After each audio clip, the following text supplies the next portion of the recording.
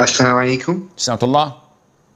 I want to ask you a question. I go to a masjid where I don't think they encourage this, but I see in the Quran, in the shelves there are Quran that are ripped like that and these things, and people that go pray there are a little careless. So is it permissible to go pray there? I don't understand your question. Are you telling me that on the shelves of this masjid there are torn copies of the Quran? Yes or no?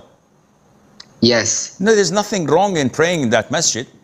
Having torn Quran is the responsibility of the administration of the masjid to protect the Quran, to take care of it. Those torn copies must be burnt or buried or taken care of or fixed maybe.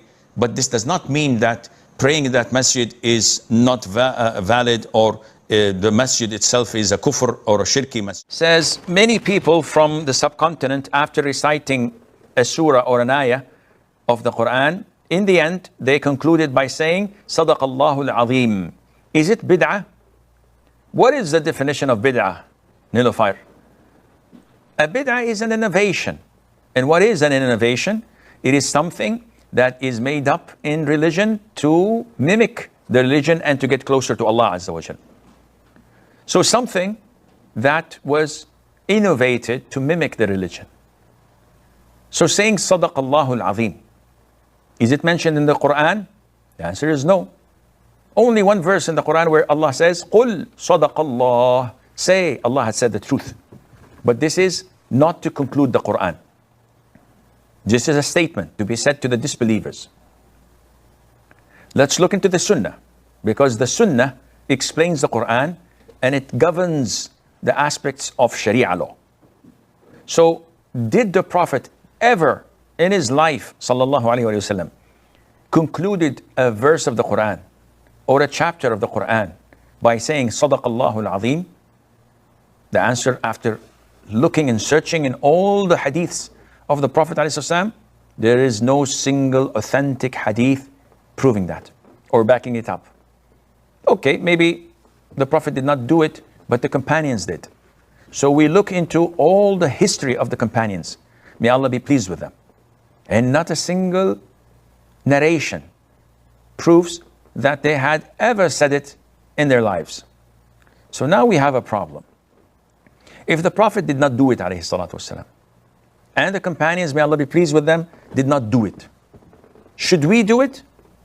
Some say, well, all the reciters, all the qaris say it.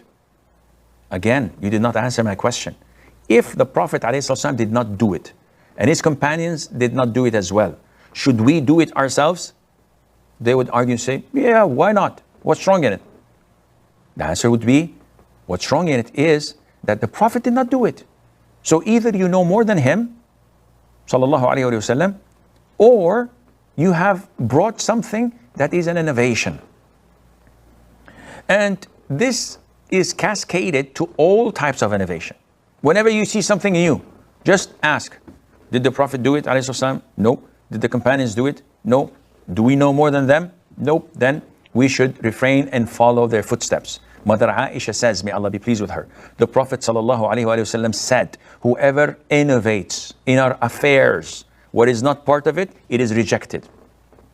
What are the Prophet's affairs? That is the religion. So whoever innovates in the religion, what's not part of it, and we know that Allah says, Al-yawma akmaltu lakum dinakum. Today I have completed your religion. So if the religion was completed at the time of the Prophet ﷺ, any attempt to add things to it would be an innovation.